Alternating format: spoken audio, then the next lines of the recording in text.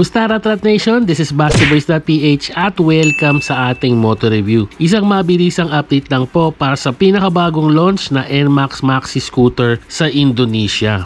Nilaunch na ng Yamaha Indonesia ang kanilang updated version ng Maxi Scooter na NMAX Turbo. Ito na daw yung most advanced NMAX in the world. Equipped with luxurious design, first-class features at merong advanced technology na YECVT na kaya mag-provide ng turbo sensation. Kung susuriin mabuti, yung butterfly shape headlight andun pa rin pero naging mas sharper look ang headlight design. Pati taillight, nag-iba na rin ang design at yung overall design ng kaha bumagay sa mga color scheme ng bawat version. Punta naman tayo sa turbo na sinasabi ng Yamaha Indonesia. Meron ba talagang turbocharged si NMAX Turbo? Based sa specs, wala po.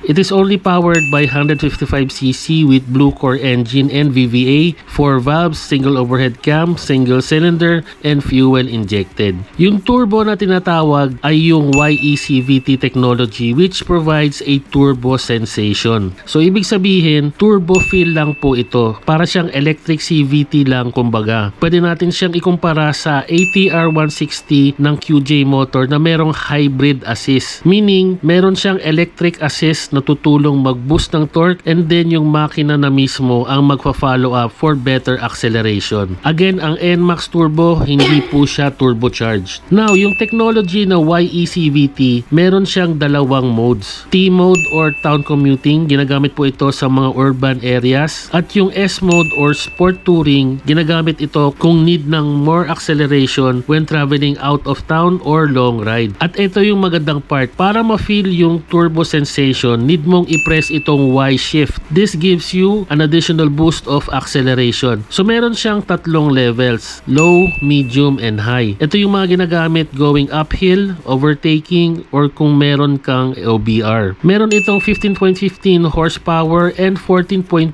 Newton meter of torque. Bore and stroke of 58mm by 58.7mm. Compression ratio po nito ay 11.6:1. Sa suspension po nito, naka-telescopic fork at naka-dual rear suspension with sub-tank. Sulit din ang size ng gulong nito, 110/70/13 sa harap at 130/70/13 naman sa likod. Dahil ito po ay napaka-eleganteng maxi scooter, dapat malakas din ang stopping power nito. Naka-disc brake harap at likod with single piston caliper. At syempre, para sa mga safety features nito, naka-OLED lighting system, ang headlight at taillight bago ang design, naka-dual LED projector, meron itong dual channel ABS or anti-lock braking system at meron ding TCS or traction control system. Seat height of 770mm na swak pa rin sa height ng Pinoy. Weighing at 130 to 135 kilograms based doon sa iba't ibang version. Ground clearance of 135mm and fuel tank capacity of 7.1 liters. Ang nagustuhan ko dito sa NMAX Turbo ay yung Maxi cockpit design. Makikita mo na kakaiba yung pindutan ng handlebar. Parang executive tignan. Yung TFT navigation display kakaiba, malaki at lahat ng information andyan na. And this is also powered by Garmin Street Cross app. Naka-keyless system with alarm and answer back system. May SSS or stop and start system para kahit 155cc gamit mo,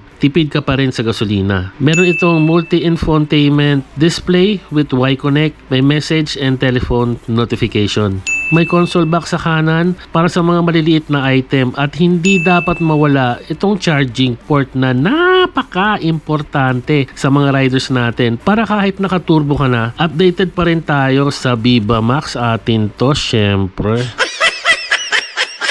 Meron din itong 25 liters compartment kaya marami ka ring mailalagay ng mga gamit. Maxi comfort seat, malaki ang upuan para flexible ang riding position mo. At napakaganda ng upuan na to dahil meron itong gold stitching na nag-complement sa kulay ng decals at upuan. Maxi riding position, dito nakilala ang NMAX sa maganda at komportableng riding position nito. Isama na natin yung leg room para di mangalay ang paa sa long ride. Sa Indonesia, ang Yamaha NMAX Turbo ay may limang version. Neo version na may 4 na kulay, black, red, dull blue, and white with SRP of 32,700,000 rupee, or kung i-convert natin sa Philippine peso, ito ay magiging 117,654.36 pesos. Next is yung Neo S version, same din ang kulay with SRP of 33,700,000 rupee or 121,370.83 pesos. Turbo version na may dalawang kulay, Magma Black and Elixir Dark Silver with SRP of 37,750,000 rupee or 135,956.94 pesos. Sunod is yung Turbo Tech Max na Magma Black with SRP of 43,250,000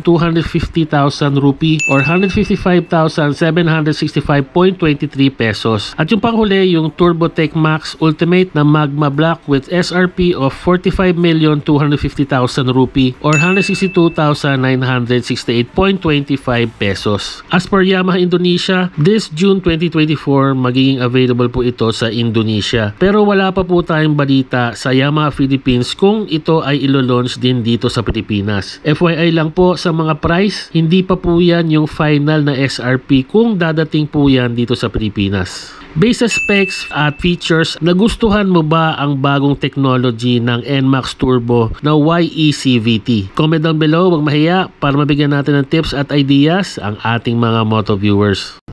Para sa mga updates ng ating moto review, please follow us on our Facebook page, Facebook Reels, YouTube Shorts, and YouTube channel, BastiBoys.ph. Please like and share ang ating mga moto reviews para mabigyan natin ng detalyado at kumpletong information ang ating mga moto viewers para makapili sila ng kanilang dream bike. Maraming salamat po sa inyong pagtangkilik at pagsuporta. Ride safe, Rat Nation! Jika melihat tekad bangsa Indonesia, lihatlah mereka di jalanan. Meski semangat terdepan, mereka tak cepat puas. Apalagi yang ada di depan, semakin di depan. Ada jalan hidup yang maksimal, kala jalan penuh tantangan. Akselerasi maksimal semakin depan.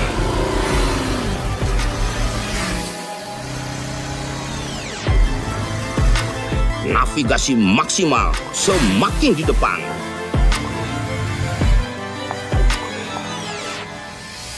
Tampilan maksimal semakin di depan. Jadilah semakin di depan bersama Yamaha. Gue mau nyobain. Jangan banyak komen loh. Yamaha NMAX Turbo jelas semakin di depan.